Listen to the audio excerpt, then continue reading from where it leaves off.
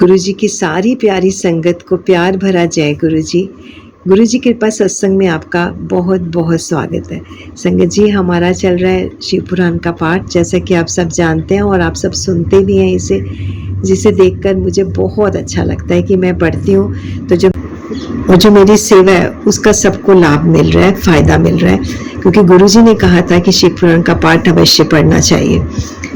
आज है संगत जी 30 मई, 30 मई और कल है 31 मई। कल का दिन हमारे लिए, सारी संगत के लिए जो गुरु जी से प्यार करते हैं, कितना इम्पोर्टेंट दिन है हम सब जानते हैं। जिस दिन गुरु जी ने अपना चोला त्यागा था, इसे नाम दिया समाधि दिवस, और समाधि स्थान जो है वो है बड़े मंदिर में। शरण में आई है गुरु जी ने, जब से हमारा हाथ पकड़ा हमारे जीवन में बहुत से चेंजेस। से बैठकर सोचिए कि जो काम हमारा नहीं भी बन रहा होता तब भी हमें बहुत एक विश्वास होता है, एक तसल्ली होती है कि हमारा काम बन जाएगा। गुरुजी ने कुछ इस तरह के हमारे ऊपर उपकार किए हैं, उनकी जितनी रहमतें हैं उसका जितना जिक्र किया जाए उतना कम है। एक अच्छी लाइफ जीना सिखाया, जो सबसे बड़ी चीज़ें उन्होंने हमें दी वो है devotion, meditation and moral living. इन सब का मतलब आप जानते हैं, इन तीनों चीज़ों में उनकी भक्ति आ जाती है। अगर हम ये तीनों चीज़ें बड़े अच्छे से आत्मसात करें और अपने जीवन में उतारें तो हमारा जीवन सफल हो जाएगा, और गुरु जी अवश्य हमें अपने चरणों में जगह देंगे। वो किसी भी संगत को निराश नहीं करते। संगत जी, देखा होगा जब भी हम गुरु जी से जुड़ते हैं हमारे जल्दी जल्दी से काम बढ़ने शुरू हो जाते हैं, क्योंकि गुरु जी चाहते हैं कि हम उनकी शरण में आएँ। इतने भोले भंडारी का हाथ हमारे हाथ में है, हाथ बढ़ाकर उन्होंने हमारा हाथ पकड़ा है। इससे बड़ी कृपा हमारे ऊपर और क्या हो सकती है। तो आइए इसी के साथ गुरु जी का गुणगान करते हुए, उनका छोटा सा सत्संग करते हुए हम बढ़ते हैं अपने शिव पुराण के पाठ की ओर, जो कि हमने पढ़ लिया था अध्याय 6, 7, 8, 1 ये अध्याय में। संगत जी पूरा पढ़ने की कोशिश कीजिए। ओम नमः शिवाय, ये गुरु जी का मंत्र बोल लेते हैं संगत जी, बड़े प्रेम से बड़े भाव के साथ बोलेंगे। ओम नमः शिवाय, शिवजी सदा सहाय। ओम नमः शिवाय, गुरुजी सदा सहाय। कोटि कोटि प्रणाम गुरुजी आपके चरणों में। And thank you for everything Guruji, शुक्राना फॉर एवरीथिंग, शुक्राना शुक्राना शुक्राना। आइए संगत जी देखते हैं हम इसमें आज क्या गुरुजी हमें पढ़ाते हैं। सर्वदेवमय रथ का वर्णन, शिवजी का उस रथ पर चढ़कर युद्ध के लिए प्रस्थान, उनका पशुपति नाम पड़ने का कारण, शिवजी द्वारा गणेश का पूजन और त्रिपुर दाह, मय दानव का त्रिपुर से जीवित बचकर निकलना। व्यास जी कहते हैं,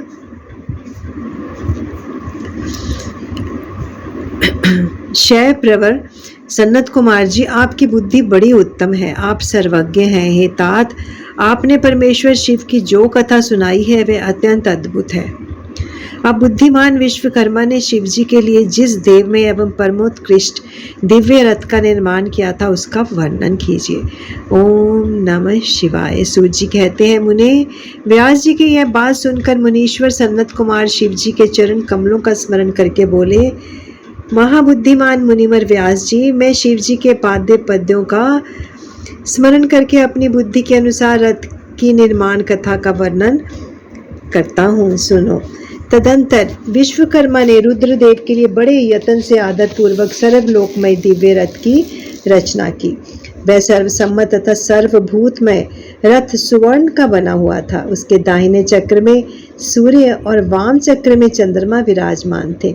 दाहिने चक्र में 12 अरे लगे हुए थे, जिनमें 12 सूर्य प्रतिष्ठित थे। ओम नमः शिवाय।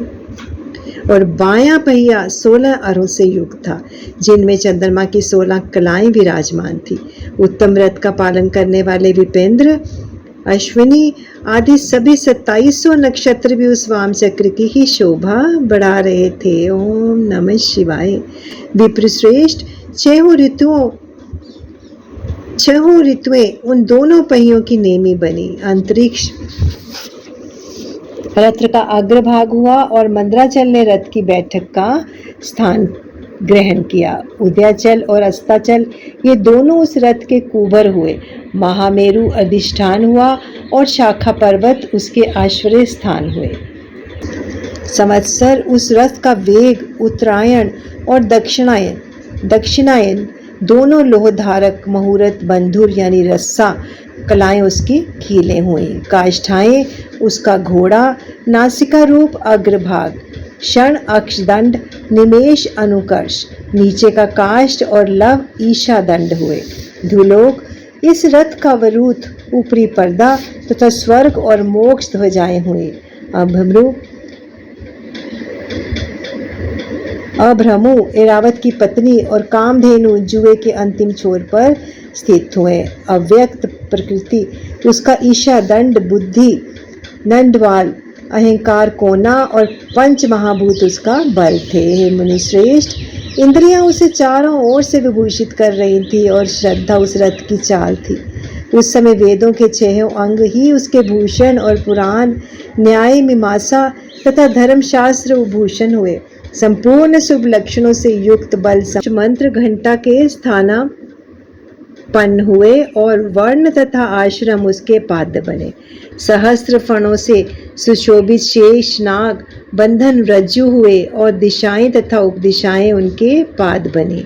पुष्कर आदि तीर्थों ने रतन जड़ित स्वर्ग में स्वर्णमय पताकाओं का स्थान ग्रहण किया और चारों समुद्र उस रथ के आच्छादन वस्त्र बने। ओम नमः शिवाय।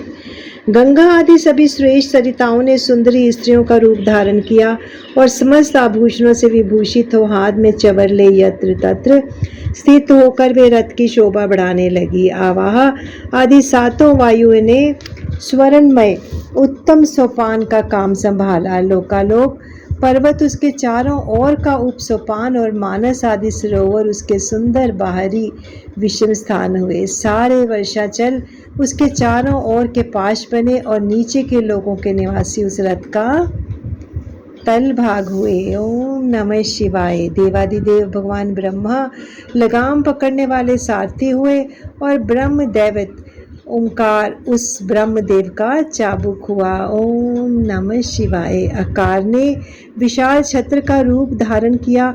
मंद्राचल पार्श्व भाव का दंड हुआ। शैलराज हिमालय धनुष और स्वयं नागराज शेष उनकी प्रशंसा बने। ओम नमः शिवाय।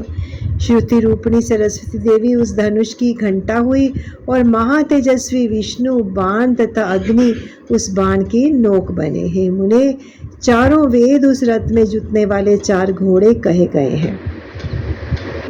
उसके बाद शेष बची हुई ज्योतियां उन अश्वों की आभूषण हुई। विष से उत्पन्न हुए वस्तुओं ने सेना का रूप धारण किया। वायु बाजा बजाने वाले और व्यास आदि मुख्य मुख्य ऋषि वाहक हुए। मुनीश्वर, अधिक कहने से क्या लाभ, मैं संक्षेप में ही बताता हूँ कि ब्रह्मांड में जो कुछ वस्तु थी वह सब उस रथ में विद्यमान थी। ओम नमः शिवाय। इस प्रकार बुद्धिमान विश्वकर्मा ने ब्रह्मा और विष्णु की आज्ञा से उस शुभ रथ का तथा रथ सामग्री का निर्माण किया था। सनत कुमार जी कहते हैं, महर्षि, इस प्रकार के महान रथ में जो अनेक विध आश्चर्यों से युक्त था, वेद रूपी अश्वों को जोतकर ब्रह्मा ने उसे शिव को समर्पित कर दिया। ओम नमः शिवाय। शंभु को निवेदित करने के पश्चात जो विष्णु आदि देवों के सम्माननीय एवं त्रिशूल धारण करने वाले हैं, उस देवेश्वर की ओम नमः शिवाय प्रार्थना करके ब्रह्मा जी उन्हें उस रथ पर चढ़ाने लगे। तब महान ऐश्वर्यशाली सर्वदेवमय शंभु रथ सामग्री से युक्त उस दिव्य रथ पर आरूढ़ हुए। उस समय ऋषि, देवता, गंधर्व, नाग, लोकपाल और ब्रह्मा विष्णु भी उनकी स्तुति कर रहे थे। गान विद्या विशारद अप्सराओं के गण उन्हें घेरे हुए थे। सारथी के स्थान पर ब्रह्मा को देखकर उन वरदायक शंभु की विशेष शोभा हुई। लोक की सारी वस्तुओं से कल्पित उस रथ पर शिवजी चढ़ ही रहे थे कि वे संभूत वे घोड़े सिर के बल भूमि पर गिर पड़े। पृथ्वी में भूकंप आ गया। सारे पर्वत डगमगाने लगे। सहसा शेषनाग शिवजी का भार ना सह सकने के कारण आतुर हो कांप उठे। ओम नमः शिवाय। तब उसी क्षण भगवान धरणीधर ने उठकर नंदीश्वर का रूप धारण किया और रथ के नीचे जाकर उसे ऊपर को उठाया, परंतु नंदीश्वर भी रथारूढ़ महेश के उस उत्तम तेज को सहन न कर सके। अतः उन्होंने तत्काल ही पृथ्वी पर घुटने टेक दिए। ओम नमः शिवाय। तत्पश्चात भगवान ब्रह्मा ने शिवजी की आज्ञा से हाथ में चाबुक ले घोड़ों को उठाकर उस श्रेष्ठ रथ को खड़ा किया। तदंतर महेश द्वारा अधिष्ठित उस उत्तम रथ में बैठे हुए ब्रह्मा जी ने रथ में जुते हुए मन और वायु के समान वेगशाली वेदमय अश्वों को उन तपस्वी दानवों के आकाश स्थित तीनों पुरों को लक्ष्य करके आगे बढ़ाया। ओम नमः शिवाय। तत्पश्चात लोगों के कल्याणकर्ता भगवान रुद्रदेवों की ओर दृष्टिपात करके कहने लगे, सुरश्रेष्ठों, यदि तुम लोग देवों तथा अन्य प्राणियों के विषय में पृथक पृथक पशुत्व की कल्पना करके उन पशुओं का आधिपत्य मुझे प्रदान करोगे, तभी मैं उन असुरों का संहार करूंगा। ओम नमः शिवाय। क्योंकि वे दैत्य श्रेष्ठ तभी मारे जा सकते हैं, अन्यथा उनका वध असंभव है। सनत कुमार जी कहते हैं, मुने, अगाध बुद्धि संपन्न देवादिदेव भगवान शंकर की यह बात सुनकर सभी देवता पशुत्व के प्रति सशंकित हो उठे, जिससे उनका मन खिन्न हो गया। तब उनके भाव को समझकर देव अंबिकापति शंभु करुणार्ध हो गए। फिर वे हंसकर उन देवताओं से बोले, देव श्रेष्ठों, पशु भाव प्राप्त होने पर भी तुम लोगों का पतन नहीं होगा। मैं उस पशु भाव से विमुक्त होने का उपाय बतलाता हूँ, सुनो और वैसा ही करो। समाहित मन वाले देवताओं, मैं तुम लोगों से सच्ची प्रतिज्ञा करता हूँ कि जो इस दिव्य पाशुपत व्रत का पालन करेगा उस पशुत्व से मुक्त हो जाएगा। सुरश्रेष्ठों, तुम्हारे अतिरिक्त जो अन्य प्राणी भी मेरे पाशुपत व्रत को करेंगे वे भी निस्संदेह पशुत्व से छूट जाएंगे। जो नैष्ठिक ब्रह्मचार्य का पालन करते हुए 12 वर्ष तक, 6 वर्ष तक अथवा 3 वर्ष तक मेरी सेवा करेगा अथवा कराएगा, वह पशुत्व से विमुक्त हो जाएगा। इसलिए श्रेष्ठ देवताओं, तुम लोग भी जब इस परमोत्कृष्ट दिव्य व्रत का पालन करोगे तो उसी समय पशुत्व से मुक्त हो जाओगे, इसमें कोई भी संशय नहीं है। सनत कुमार जी कहते हैं, महर्षि, परमात्मा महेश्वर का वचन सुनकर विष्णु और ब्रह्मा आदि देवताओं ने कहा, तथेति, बहुत अच्छा, ऐसा ही होगा। इसलिए बड़े बड़े देवता तथा असुर भगवान शंकर के पशु बने और पशुत्व रूपी पाश से विमुक्त करने वाले रुद्र पशुपति हुए। ओम नमः शिवाय। तभी से महेश्वर का पशुपति यह नाम विश्व में विख्यात हो गया। यह नाम समस्त लोकों में कल्याण प्रदान करने वाला है। उस समय संपूर्ण देवता तथा ऋषि हर्ष मगन हो जय जयकार करने लगे और देवेश्वर ब्रह्मा, विष्णु तथा अन्य प्राणी भी परमानंद मगन हो गए। इस अवसर पर महात्मा शिव का जैसा रूप प्रकट हुआ था उसका वर्णन सैकड़ों वर्षों में भी नहीं हो सकता। तदंतर जो शिवा तथा संपूर्ण जगत के स्वामी और समस्त प्राणियों के सुख प्रदान करने वाले हैं, वे महेश्वरियों सुसज्जित होकर त्रिपुर का संहार करने के लिए प्रस्थित हुए। ओम नमः शिवाय। जिस समय देव महादेव त्रिपुर का विनाश करने के लिए चले, उस अवसर पर देवराज आदि सभी प्रधान देवता भी उनके साथ प्रस्थित हुए। पर्वत के समान विशालकाय उन सुरेश्वरों का मन प्रसन्न था। वे सूर्य के समान प्रकाशित हो रहे थे। वे सभी हाथों में हल, शाल, मूसल, भुषंडी और नाना प्रकार के पर्वत जैसे विशाल आयुधों को धारण करके हाथी, घोड़े, सिंह, रथ और बैलों पर सवार हो रहे थे। उस समय जिनके शरीर परम प्रकाशमान थे और मन महान उत्साह से संपन्न थे तथा जो नाना प्रकार के अस्त्र शस्त्रों से सुसज्जित थे, वे इंद्र, ब्रह्मा और विष्णु आदि देव शंभु की जय जयकार बोलते हुए महेश्वर के आगे आगे चले।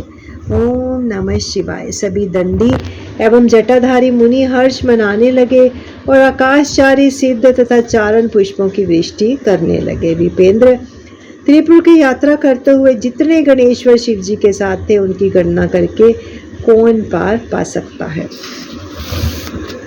तथापि मैं कुछ वर्णन करता हूँ।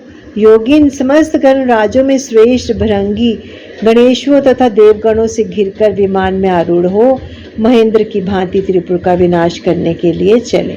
उसके साथ साथ केश, विगतवास, महाकेश, महाज्वर, सोमवल्ली, स्वर्ण, सोमप, सनक, सोमधृक, सूर्यवर्चा, सूर्य प्रेक्षण, सूर्याक्ष, सूर्यनामा, सुर, सुंदर, प्रसकंद, कुंदर, चंड, कंपन, अतिकंपन, इंद्र, इंद्रजय, यंता, हिमकर, शताक्ष, पंचाक्ष, सहस्राक्ष, महोदर, सतीजहु, सताशय, रंक, कर्पूर पूतन, द्विशिक, त्रिशिक, अहंकार, कारक, अजवक्र, अष्टवक्र, हयवक्र,